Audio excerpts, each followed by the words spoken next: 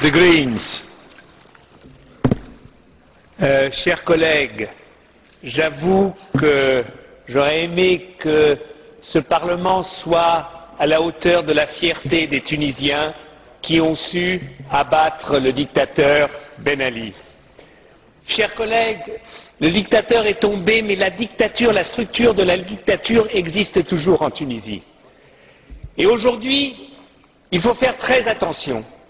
Des gouvernements européens, la majorité de ce Parlement ont pendant des années soutenu la structure de la dictature et le dictateur tunisien. Encore la semaine dernière, la majorité des groupes refusaient un débat sur la Tunisie et refusaient une condamnation de Ben Ali. Ce qu'a fait la ministre des Affaires étrangères française, la ministre des Affaires étrangères, n'est que le dernier exemple de la complicité de l'Occident. Et pourquoi ? Pour la peur, parce qu'on avait peur de l'islamisme. On a raison d'avoir peur de la dictature, de l'islamisme. Mais quand on a vu ces jeunes, quand on a vu ces Tunisiens qui n'avaient rien d'islamiste, qui se battaient pour la liberté, et M. Sidi Bouzid, qui s'est immolé, c'est le Yann Palach de la Tunisie, et quand Yann Palach s'est immolé, tout ce Parlement était derrière lui. Nous ne sommes même pas capables d'être derrière Sidi Bouzid. Voilà la vérité de ce Parlement. Alors maintenant, il s'agit d'agir pour la Commission. Il s'agit simplement de dire une chose, de dire aux Tunisiens, une élection démocratique dans un pays qui vient de sortir de la dictature ne se fait pas en 2 mois.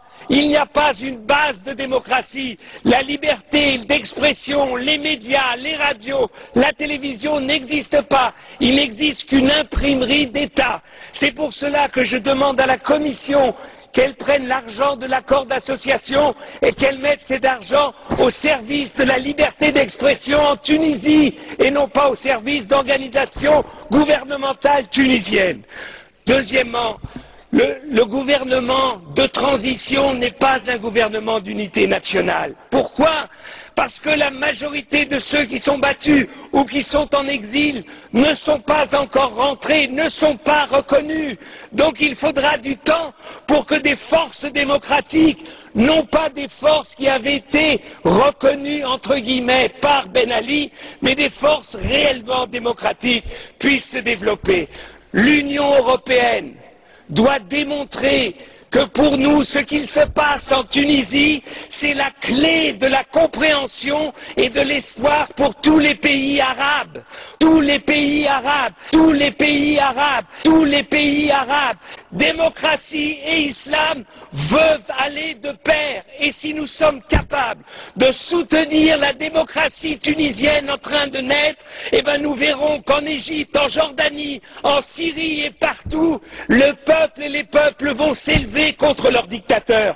Nous avons une responsabilité, nous tous ici, parce qu'enfin, des Tunisiens, donc une partie du monde arabe, nous montre que l'espoir de liberté qu'on a vu en 89 dans les pays de l'Est, ce même espoir est aujourd'hui en train de naître dans un pays comme la Tunisie, demain en Algérie, après-demain en Égypte ou en Jordanie. Donc, c'est pour ça que c'est inimaginable que ce Parlement, eh bien, reste assis, dit oh oui, peut-être, on ne sait pas. On ne savait pas en 89 ce qu'allait devenir la Pologne. On ne savait pas avec Gorbatchev ce qu'allait devenir la Russie. Si à chaque fois que les peuples demandent la liberté, on leur demande une assurance, qu'ils nous disent que c'est sûr que ça ira dans une direction, on ne soutiendra jamais la liberté. On ne la soutiendra jamais. Et c'est pour cela que je demande à la Commission, bougez, donnez, montrez aux Tunisiens que maintenant la réelle politique, c'est la politique de soutien à la démocratie et non plus à la structure de la dictature.